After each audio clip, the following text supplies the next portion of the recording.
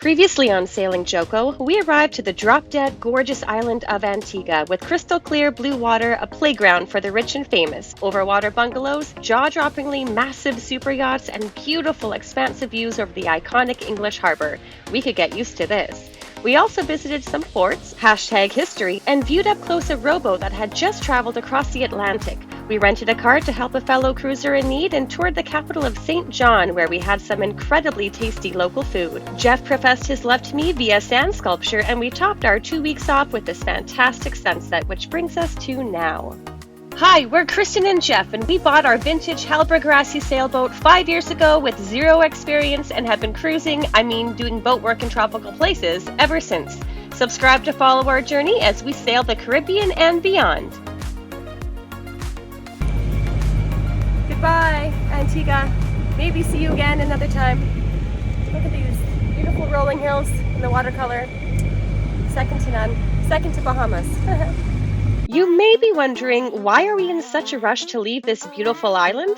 Well, we have a massive, pretty life-changing boat project planned in St. Martin, which we'll tell you about at the end of this video. Got a long way to go. I'm not really that excited. I'm not the biggest fan of overnights. I prefer just to do the day hops, but I also understand that sometimes if you want to get somewhere fast or the weather has been sucking lately, you do have to change things around, have to do an overnight, make some miles, get it done with, and then relax after that. So that's what we're doing. So we are just about ready to go check out of Antigua today. We're gonna go over to St. Martin, land of baguettes. But we realized that we never gave you the overview of what happened when we went to go check in to Antigua. Just going on record right now, here and now, Antigua is the most annoying customs process that we have ever been through. So basically, what happened? We arrived to Antigua and it was very, very swelly and the weather was really bad. So we went and chose an anchorage that was around the corner with protection from the swell, the Hermitage Bay. And then we went in to go check in for customs. Well, we got there and we realized after getting the dinghy in the water after the last passage, we forgot our shoes. So that was step number one. That was like the beginning of the end for us. The customs lady was doing customs with another set of cruisers outside. It was like waved us off to be like that we weren't even allowed to approach. It was kind of weird. She was power tripping from the very beginning. She noticed that we didn't have shoes. And then she's like, "You don't got no shoes? You can't come in here." We're like, eh. We asked, well, can we make an exception because you just waved us off the deck and you're clearing customs for the other people on the deck. Outside. They were trying to do it all outside at these little cubicle things. So Yeah, which is interesting. we tried to get an exception because it was a gong show, but in the process of that, she realized where our boat was, and they're strict on that the boat needs to be at their harbor here, Jolly Harbor. Even though they can't So- see the boat, they're not going on the boat. Now remember, we were hiding from the swell, so bringing the boat back around was right into the swell, and then having to anchor in big wind and swell, and then get in the dinghy again. And we had just done the dinghy ride. It was about 20-25 minute dinghy ride to get over there, and then we were sent away, had to go back. Anyways, yeah, so we got it done eventually. Little bunch of sail clear issues, which shouldn't have even happened. We won't get into that. That was another And power then, trip. yeah, now we're gonna go check out, hopefully. So Yeah. Hopefully it'll be a better experience this time. good luck We'll let you to know. us. Good luck to us. Looking back at this experience, I think we were possibly being a tad overly sensitive in the moment. We had just arrived to Antigua after an overnight passage, the worst sail we've ever had. Make sure you check out our previous episode if you haven't already to see what we mean. We were exhausted. The swell was absolutely terrible, and plain and simple, we were cranky. We didn't know the rule about having to anchor in Jolly Harbor for check-in, and that was our fault. We forgot our flip-flops because we were delirious from lack of sleep, and that was also our fault. Maybe we've been spoiled in the other dozen countries we've been to in the last year, but this customs official woman truly was dreadful, and we weren't the only ones who thought so, as you'll learn as the story continues. Update, we're back from customs, and everything worked out. We did have to go back and forth between the port authority and the customs lady and the immigration officer quite a few times. Customs lady, the one who was the little difficult one last time, she kept on wanting things to be changed on the paperwork. One time Jeff had to go back in to the port authority because she didn't like something on the paperwork. Jeff goes back in there and says, well, she didn't like this or whatever, so you have to fix it. And the guy was like, she's annoying. So it was very vindicating that it's not just us, like even her co-workers don't like to work with her. Anyways, it's 20 UC to check out. It was 80 UC to check in.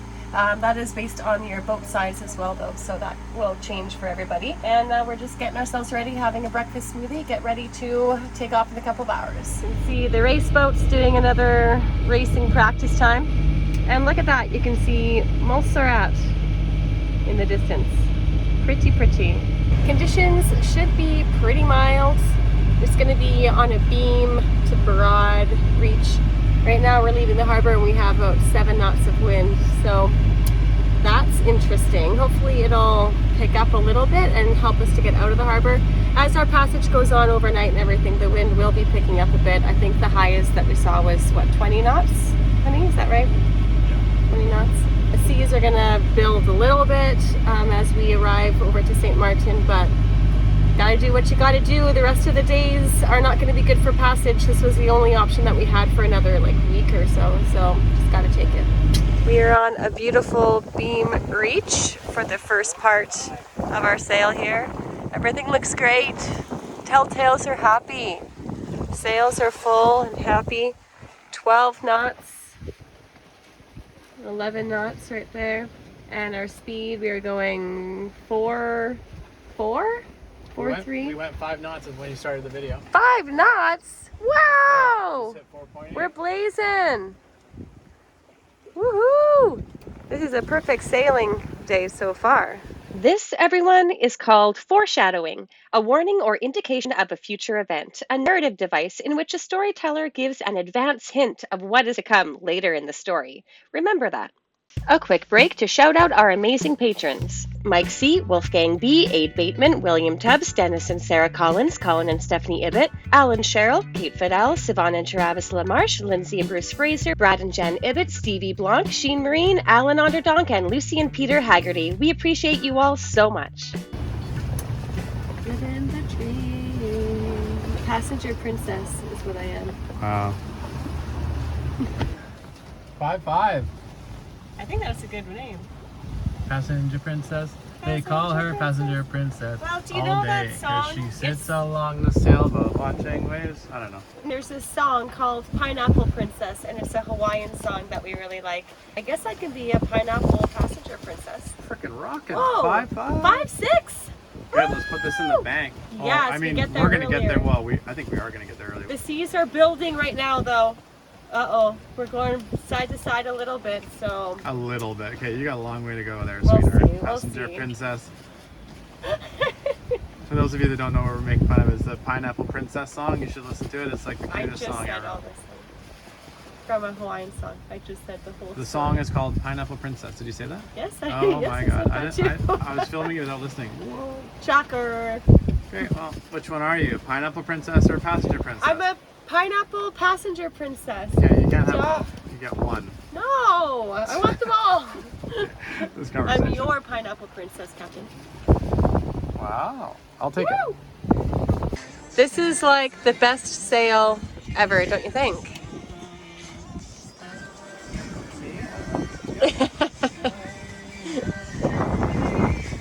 It's like the best sail ever. Sun is back there. We are having the best time. We've been going for what, like four hours now? Just over 4 hours? Yeah, okay. I'm not seasick, so that's fantastic. Eating food even as well. Jeff just saw a freaking whale. A splash of a ginormous whale jump. That's awesome. There's some seabirds, turtles, saw a few turtles back there, Yeah. and the dolphins. So we're just having a whole bunch of different sea life coming and hanging out with us on this journey. On the ocean, just hanging out. Yeah, beautiful sunset. Wave height is, once again, I'm just so happy with it. Whoa! Ah! Okay. Well, that was a big one, and it always comes in twice over, so there we go. But that's like friggin' nothing. Friggin' drinking game. I'm just gonna go down and turn on our twilight and get ready for the evening to approach. this beautiful sunset as well. It's gonna be a good one. I can't wait. I hope you enjoy this candid footage of me struggling to set up the next shot. I do have one of those Gorilla Pod things, which would have been easier, but it was somewhere down below, so I improvised with a water bottle and the edge of the cockpit table. It eventually worked though, and the end result is a rare view of the two of us together, not holding a camera. The sunset this evening was gorgeous, and we were enjoying feeling the motion of the ocean and preparing for darkness to fall. All right, here's the night watch. Right here is the island of St. Kitts. And the moon is lighting up the water pretty good. Can't really tell on camera, but there we go, that's better. Yeah, so we are just going along here at about around 5 knots or so. We have a double reef in the head sail right now. The wind is about 12 knots, going up to about 16. Here we go. There's a flashlight here, if you can see that. We are downwind still, of course. About 30 degrees off of being completely downwind, so just perfect. Don't have to worry about accidentally jibing or anything. It's about 9 o'clock right now. They're moving a little bit. There is a cruise ship behind us that left Antigua, so we're just watching out for him. Other than that, there's only one other sailing vessel that's out here right now, so it's not too busy. Other times there's like a lot of different boats out, but so far there's no one, just us, which is kind of surprising. It's a really good weather window to do a passage like this, but it's better for us, less things to have to worry about. Not much else to report. I haven't got sick yet. I did bring up my bucket with me tonight. I always seem to get a little bit sick once the sun goes down. But so far so good. I ate a lot of food earlier, so hopefully that's helping. But we'll keep you posted. What's that saying? All good things must come to an end? Well, things were going swimmingly, and now they're not. We were going along at 5.5 knots, then all of a sudden I just heard this dark growling kind of noise. And I looked up and I was like, there's no boats around here at all. Our speed cut right down. We're going about 3.5 knots up to 4, down to 2.5. I woke up Jeff from his slumber. They're like, is something wrapped around the prop? Did we hit something or a line or something? So Jeff went down to the engine bay and took a look at the prop, and it wasn't spinning. So that means, yes, something is caught on it. We went to the back here, shone our flashlights in the water. There's like a double line, pretty deep underwater, that is now wrapped around our prop. Awesome. We're gonna try something first before. Wrapped now, like wrapped. Maybe. We're gonna try putting the gear into reverse. So then, well, that just, hold on a second. So our plan, we're gonna try anyway. We have the dinghy anchor, which is Like a grappling anchor. yeah, like it unfolds like that, and then we can lock it in place, and so the 3 prongs are like out. So we're going to attach the dinghy anchor to our line here and have it in the open position, and Jeff is going to drop it down behind the boat and then try to hook the lines with the anchor, and then just pull up and see what we get and frickin' cut away whatever the heck we're dragging in the middle of nowhere. We're literally in the middle of nowhere. Okay. It worked on the first try, and look at this, 1 of 2 lines. Holy shoot. Okay, watch the knife, watch the knife. Okay. Okay, to be continued. Time for a debrief. Wow, that was pretty intense. We've never had to experience that before. It was a very good idea that you had of using the anchor to hook it and bring it up. Yeah, the boat hook just wouldn't have went deep enough. No. And it would have broke instantly. That was a lot of pressure on it. We wrapped the line around this back winch here and held it in place, and then you went down. I used my strength to pull slack in the rope, and then I got her to winch the slack. So we weren't winching on the rope, because then we have no sense of how much force, and we didn't want to put too much force down onto the propeller. So So anyways, we cut that rope and then it immediately was free, and we immediately tried our to see speed the went other up. line, but we could, the thing is, I think we were traumatized, so we thought we saw the other line still, but at the end of the day, I don't think it's there because our speed shot right up to where it was before, and when I just went down and checked on our prop shaft, it's spinning freely, and so maybe it just, I don't know, wrapped.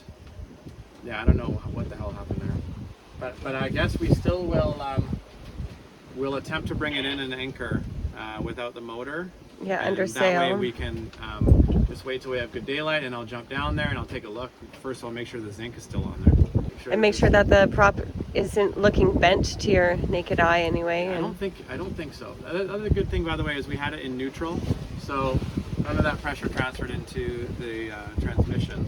Yeah, So, like if we had it in reverse. A lot of people like to have their gears or whatever in reverse while they're under sail so that the prop shaft doesn't spin, because they don't like the sound of it or they think there's wear and tear on it.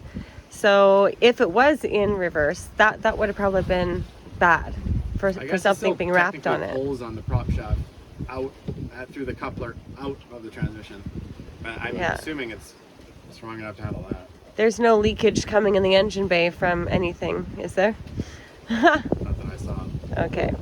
Well, that was fun. Luckily, that was a quick fix after just having to think about it for a little while. I was sleeping though. I know. Or almost sleeping or whatever. Sorry, honey. Well, you can go back down for a little while if you like. Yeah, right. Like I'm gonna sleep after that. Adrenaline coursing through my body now. Yeah, well, then maybe it'll help you pass out quick. Luckily, the rest of our passage was uneventful, and the sun came up just as we were passing St. Bart's to our starboard, and with St. Martin on the horizon. We arrived and anchored without incident in Simpson Bay on the Dutch side of the island, but didn't stay long due to the super rolly anchorage. We picked up anchor and sailed a bit north to Marigot Bay on the French side, which was much calmer. Time to get off the boat and check into the country, at the gas station of course. We then did a drive-by of the boatyard we were heading into in the coming weeks before having a celebratory breakfast at one of our favorite places. Croissant sandwiches and crepes with chantilly cream. The next bunch of days were spent on a scouting mission to every marine and hardware store on the island to find the tools and products we'd need for our next huge boat project. Spoiler alert, we're taking off the teak deck.